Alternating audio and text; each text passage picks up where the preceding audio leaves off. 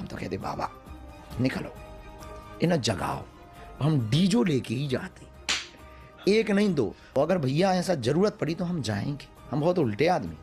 कृष्ण के धाम में राधा नाम ले ना पाए तो क्या ये लाहौर में हो पाएगा?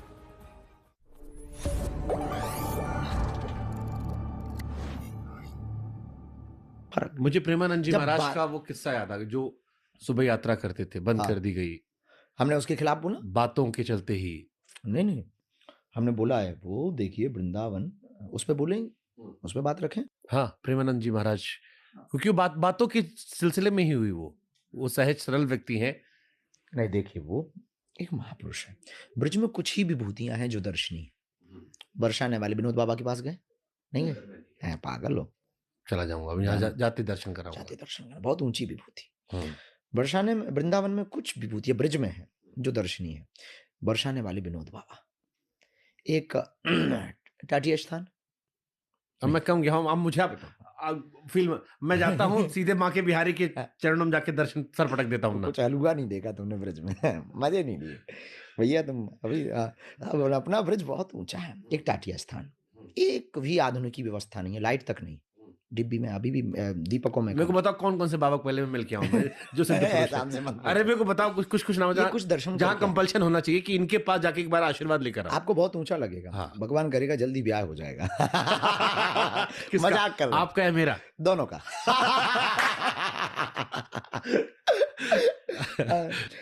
एक तो आप विनोद बाबा के दर्शन करो, ठीक है।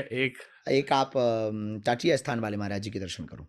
एक आप मान मंदिर वाले पूज्य श्री रमेश बाबा के दर्शन करो। एक आप मलुक पीर वाले महाराज जी के दर्शन करो। और भी सब दर्शनीय हैं। हाँ। पर अभी इन चार के तो करके करना चाहिए। हाँ। पर पूज्य प्रेमानंद बाबा के तो ये महापुरुष वो है जो ब्रज की विभूति है। हम ऐसा बताना चाह रहे थे, इसलिए ये वो सिद्ध पुरुष हैं जो इस ब्रज की विभूति है।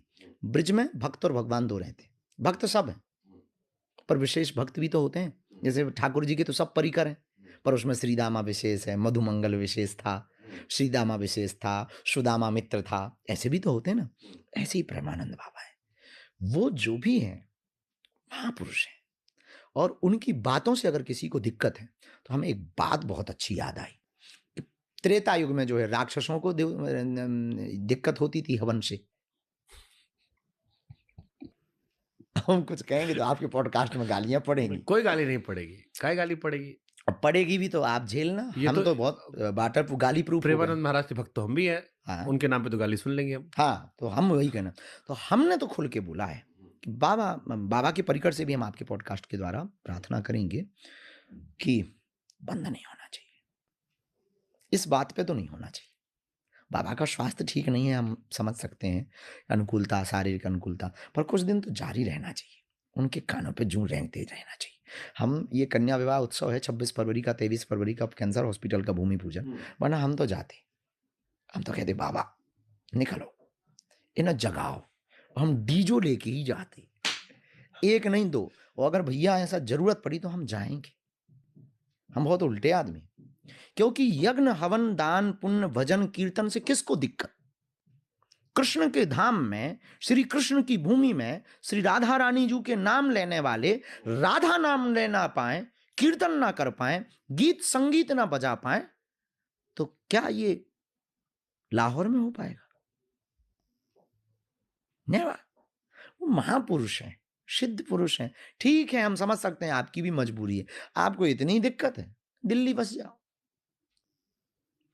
मुंबई में चले जाओ। जिसे राधे राधे से दिक्कत है वो आधे आधे हो जाओ, वहां तो राधा राधा ही चलेगा। और वहां के हम कट्टर सनातनियों से भी कहेंगे कि आप टेंशन मत लो, अब और बढ़िया एक एक दिन जलसा रखो। हमको लग रहा है आप जाने वाले हो। जाएंगे शहर